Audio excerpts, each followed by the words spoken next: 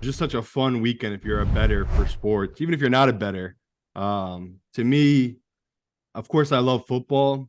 There's just nothing like March. March is it's the best, especially if you just love betting at all hours. There's so many sports going on all day. So, again, to me, last weekend, one of the better weekends of the year for betting wise. So, no surprise, you guys had a great time partying in Hoboken. It's just a good time to be together with people betting. Hey, listen, when the last 2 days, and I want to get to Final Four, but I do think this is it's relevant, not just because it complements you guys, but because I think it's important in how we frame action, which we've always talked about. Uh, on Monday, I was speaking to a class at Bradley University, in the sports communication department there.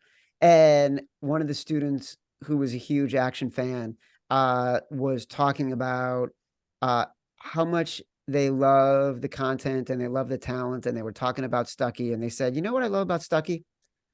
I feel like if I went up to him and spoke to him in a bar, he wouldn't judge me. He would just tell me how to bet and make me feel good about it. And that's the exact way we describe how we want our talent to be, is like approachable and accessible in that way. And then Simon, today I was talking to a job candidate. He said the same exact thing about you. So I hope all of our listeners are feeling the same way as we go into the Final Four. If I can get sentimental for a moment, I hope all of our listeners are feeling the same way. Stuck, it's been a crazy Final Four. You've got a UConn future remaining. How do you feel about that? Oh, I obviously feel good. And no, by the way, that is a great compliment. Anyone that sees me out anytime, including last weekend, I was tweeting, if you see me, don't hesitate to come up to me, which a lot of people did. My favorite were a group of good friends, Tom and Tommy from Staten Island. And they were like, yeah, I know we can't make it up, but Tom and Tommy. Yeah, we have if you listen to our podcast, Big Bets on Campus, which we'll have our preview out later in the week, we had 5 futures this year that each week we would all bring one to the table, vote on it. And UConn was one that we had at 22, 23 to 1, which I have some of as well. Now they're the overwhelming favorite. I think at some books they're minus 120, minus 130, I think I saw. And so, yeah, I mean, they're clearly the best team left. On some of the analytical sites, they're now up to number 1 in the country. And they're 5.5-point favorites against a Miami team that, look, this is a team that all they do is cover and win as underdogs. And their offense is playing really well. Their defense has a ton of issues, but their best defense is just more offense.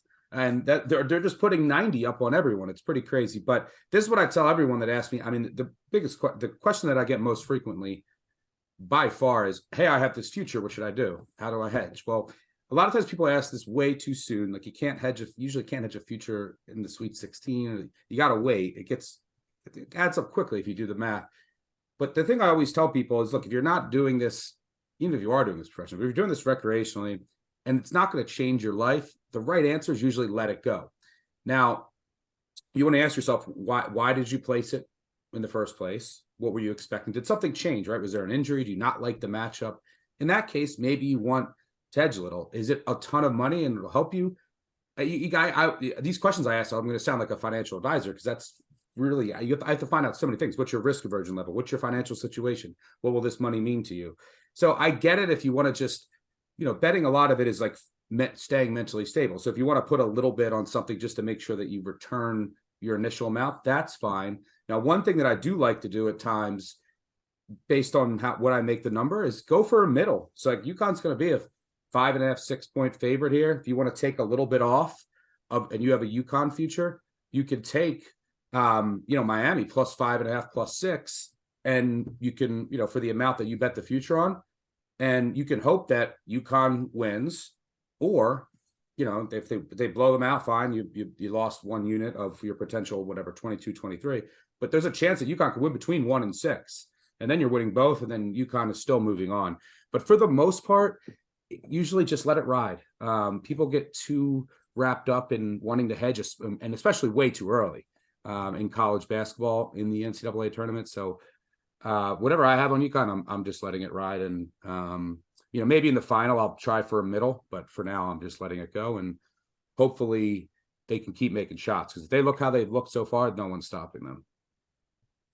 Simon, I feel like something Stuckey just said about hedging, and it's a really important betting conversation, was really interesting. Because people feel like if they get these opportunities, they must hedge. He's like, if you're a recreational bettor, assess what it means to you and then make the decision. Like, you hedge a lot, but you're a professional bettor. Give me your take on what he just said. Yeah, I almost always hedge. It's very, very rare I don't. And I'm with Stucky alignment in the sense that if you don't care about building a bankroll, if you truly are just doing it for fun and you don't track your bankroll, you don't care about tracking that kind of stuff, and you're just doing it to, maybe if you win this bet, you'll take your wife on a vacation, whatever it is, or boyfriend, whatever you want to do with the money. Yes, then don't hedge. Like, let it ride. You made the bet and you believed in that bet. I'm in line with Stucky in that. My issue is when people have positions they can make a hedge where, like an easy example was this past season in football. We had the Chiefs to win the Super Bowl. I also was a big Jaguars believer. So the Jaguars went to play the Chiefs. I think it was like a 10-point spread or something like that. I took a large position on the Jaguars spread, like Stucky was talking about here with Miami. I put a decent amount on the Jaguars at +10, even though I had the Chiefs to go to the Super Bowl. Both hit. The Jaguars covered and the Chiefs won. So it was one of those things where, like Stucky's talking about there, you're kind of playing both sides, and that's a really nice middle to be in, where you can get your money back on the dog, and if you have the favorite, like Stucky's talking about, he has UConn, you can just let that future keep riding. So to me, it's all about the number you got and the position you can take. Where I'm a full supporter. If people don't want to hedge, do whatever you want. I always hedge just because it's my livelihood. Like, I'm building a bankroll here. So to me, I'm with Stuck. If you're in a position where you can take the dog while you're on the favorite for a long term, like UConn's future, how do you not put at least whatever you say, you put in $10 on UConn to win it all, at least throw 10 or 15 on Miami at +5. I mean, you're getting a good number there. And like Stuck said, you're trying to play that middle. You can still hit both sides, which is this is what we live for. Like, literally, I'm not making bets here on Super Bowl futures. I'm not betting the Bears in February not to hedge them. Like, that's the whole point. I'm taking a position in February that I'm hoping I can take a position in January the following year.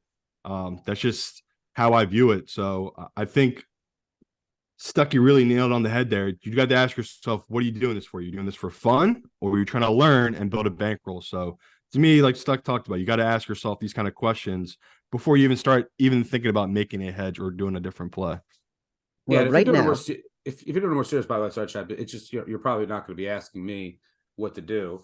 And I would say just at least map it out. Like, I've seen people try to hedge a future like a 40-1 the last amount in the Sweet 16 by taking the favorite on the money line. And it's like, all right, say you take that favorite minus 250 was this example, and that's just to win your bet. So you're laying out 2.5 units. Say that loses, and then the next game you have another favorite that's minus 250. All of a sudden, to cover that say they're minus 250 again, to cover that 2.5 units that you just lost. I mean, now all of a sudden you're up to 7.5, and then you're in the final four, you're down 10 units in hedging. What if it's minus 200 again? Then you're down 20 plus that 10. Then all of a sudden you're like, oh my God, I need this hedge to hit, or I'm not going to make any money. So that's one thing. Like, be careful. People, a lot of very recreational bettors want to hedge their future way too soon, and sometimes it can get you in a lot of trouble. But yeah, I agree with what you said, Simon. Yeah, Chad, sorry. I was going to say, I love that we've got a Final Four, and who knows, maybe this is an anomaly, right? But I love that in the early years of NIL, we've got a Final Four that is Florida Atlantic, San Diego State, Miami, and UConn. Only one of those schools in Miami you would consider to be a high-end NIL school. Definitely not FAU, definitely not San Diego State, definitely not UConn. I love that we're seeing these teams succeed in the early stages of this era. And I love that we've got a Final Four that has no McDonald's All-Americans in it, which I think is the first time in 30 years. To me, it speaks to work ethic. It speaks to playing together. It speaks to, it doesn't matter where you start. It matters where you finish. All the things that I think are really valuable. It feels great to me. And I wonder, Stuckey, as a college basketball fan and a college basketball expert, do you think that college basketball, maybe more than college football, is predisposed to succeeding if you're a non-NIL school in the NIL era? Yeah, I mean, look, I think it speaks to you have to remember the transfer portal too, which a lot of these teams have built on and relied on, and just the amount of talent that's moving in the offseason. I mean, if you just look now, the amount of talent that's in the transfer portal for next year, that's one way to build a really good, experienced veteran team. And that's what we have here. And I think it speaks to the value of experience, teamwork, camaraderie, and then obviously coaching as well. So yeah, I think it's a great thing for the sport. People are going to say like, there's no blue bloods and there's no, you don't have these big NIL schools, but I think it speaks to the depth of the talent pool in college basketball too. You're even seeing it on the women's side, right? Women's side used to just be like, hey, it's UConn winning it all and that's it. But now you saw 2 1s go down before the Sweet 16. So yeah, I think it's good for the sport. Maybe the ratings will be down a little bit. I don't know. But at the end of the day, the only thing I really care about are there lines for the games, which there are. So There are. I saw their way up though. Even men's is up, and I saw women's is up too. So to me, it's college is a nice position. Like even the women's bracket's been really good and compelling, especially if you're a better. There's been a lot of great angles. So to me, both the men and the women's brackets this year have been just fun. Like especially from the betting standpoint, it's been madness, which I think is what we all want, right? It's boring when it's always the 1 and 2. It's always the Kentuckys, the Dukes, the Kansas. This is what we love. So to me, I think it's funny where people are trying to bitch about it, and then their point gets destroyed. Where it's like, oh, the NIL deals are ruining basketball. They're ruining college football. I don't think so. I think it's kind of changing things. We're seeing it maybe faster in basketball here than we are college football, but I love it where it's like, there's certain guys here, they're playing. Who knows what they're going to do transfer portal wise, but I like it the sense that, these certain Florida Atlantic players, some of them are going to get a nice paycheck, right? They're going to get a car dealership deal from this crazy run in this Final Four. So I love these college kids are getting money from producing on the basketball court. I think it's fantastic. And there are lines. San Diego State -1.5 against Florida Atlantic. Stuckey. Total is 131.5 at FanDuel. yeah, I want to take. I'm probably going to take FAU here. You might be able to find a 2 out there. I make San Diego State I made Florida Atlantic a small favorite against Kansas State. Easily took them catching 2.5. Think we'll be able to find a 2 out there, but I make them a small dog, so it's not as much of an edge. But I think that they can handle San Diego State's physicality. We saw that against Memphis. We saw that against Tennessee, right? Those are 2 of the most physical teams in the country. And that's one, like Creighton really struggled, especially their guards on the outside with San Diego State's physicality. We saw that obviously with Duke, but Florida Atlantic has guys and they're deep.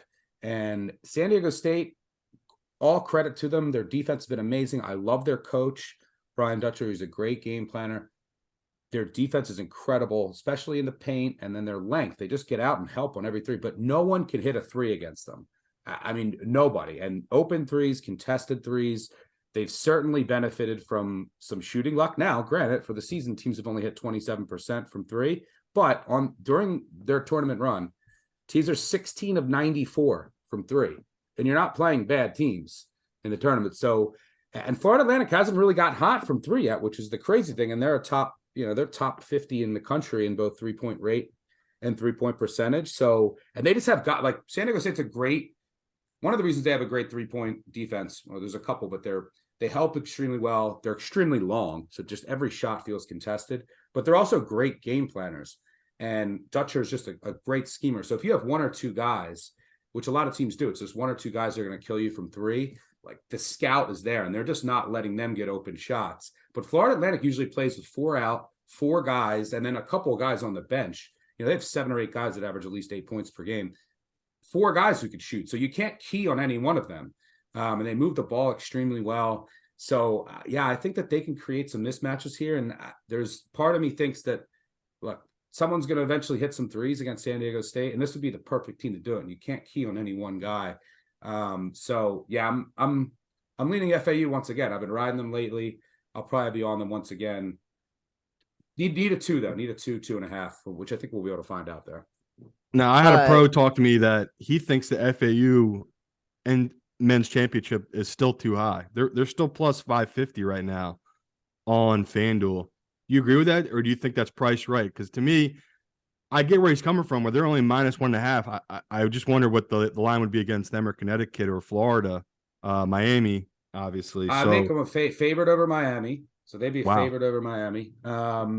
So would you and take they'd that be- 550 then for them national champ? I don't mind that bet. I think that there's part of it, and you saw this last week with Kansas State. There was I made Florida Atlantic a favorite over Kansas State, but Kansas State was getting every bet, and a lot of people were saying it's Kansas State, Noel, in the Garden against this Florida Atlantic team. So there's still not a lot of belief about a team that people don't really know about, haven't seen all year. Doesn't come from, a power conference named Florida Atlantic, to win it all. People don't think even they got until now. They're Florida. People are still saying Florida Atlantic is not going to win it all. So from a handle perspective, in that futures market, I doubt they're taking many bets on FAU now that they're in the Final Four to win it. So I don't think that's a bad bet at all. No, so I think I've saw multiple sports books talk about their only way they lose now is if UConn wins it all. So if you want to be riding with the books and fading anyone, you want to fade UConn.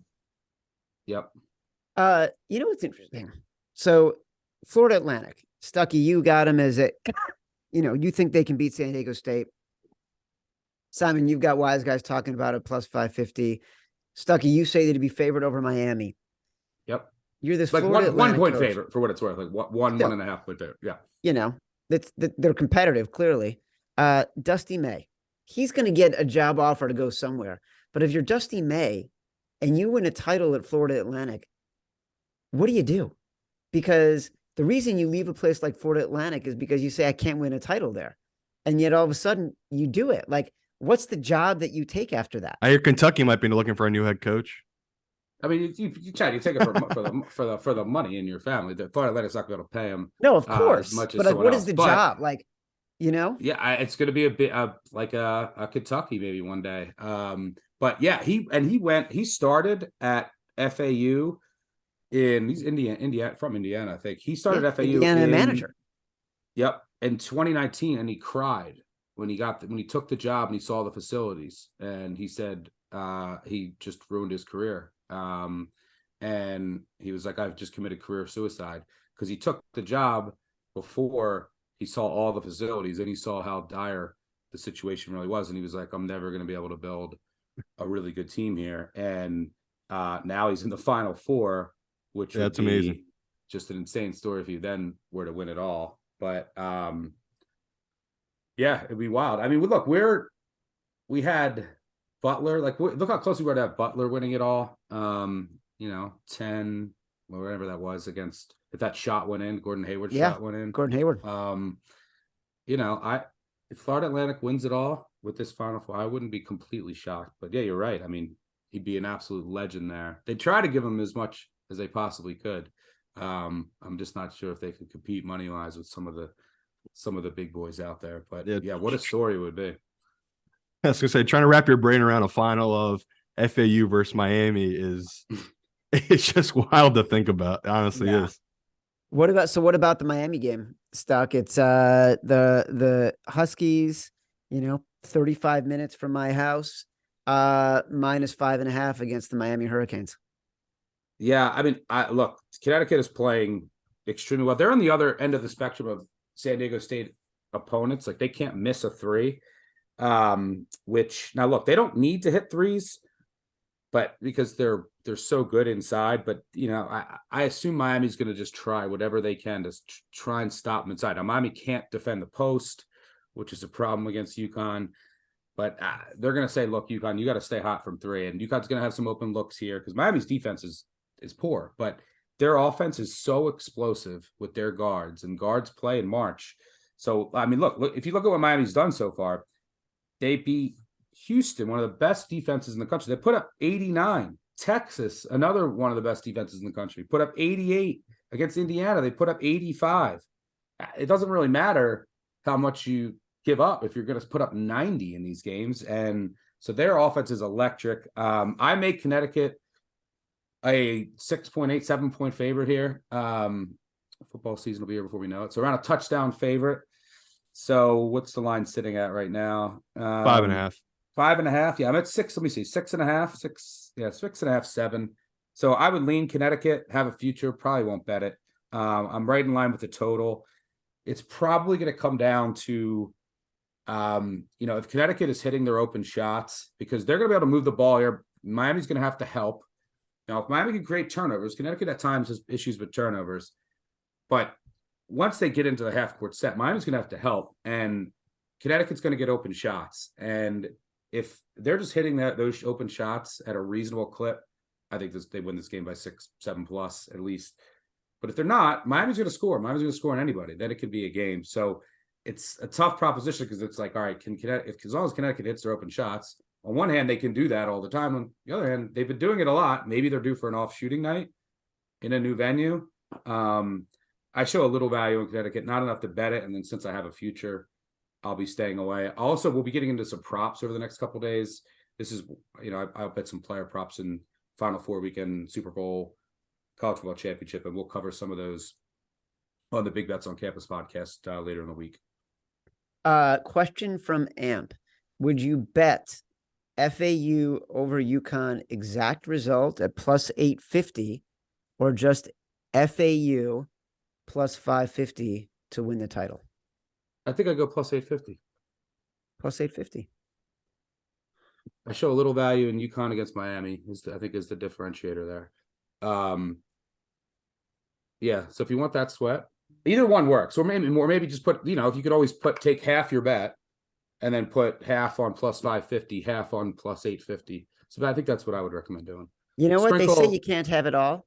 And Yeah. Look, you're showing us how we can. Yeah, of course. Hey, before we let you go, you were a massive Ravens fan. We talked a little bit about this when we were together this past weekend. Lamar Jackson has now demanded a trade. This thing seems to have gone sideways, although these things always look most sideways right before they get resolved. As a fan, are you in favor of Lamar Jackson staying or going? I want the picks. I want the first round draft picks. Well, one, like the relationships seem to have soured. Part of what makes Lamar Jackson, people that are just like, he's just a running back are talking nonsense, but he never took the next step in that accuracy, in improving his accuracy, right? So since he was a rookie, it was like, wow, this guy is electric. Now, if he just could take that next step into elevating his accuracy, then he could be an all-world quarterback. We never saw that. And then on the flip side, he's not going to get any faster, right? So he's only getting older, and he's only going to get slower, and his injury risk is going up. But the kicker for me is, now it's tough because you build a roster around him. You're going to have to get something. You don't have wide receivers. You're going to have to do something drastic. It's a really good organization. You might have to eat it for a year or two, but that's okay, because look around in the AFC. It's like the Bills.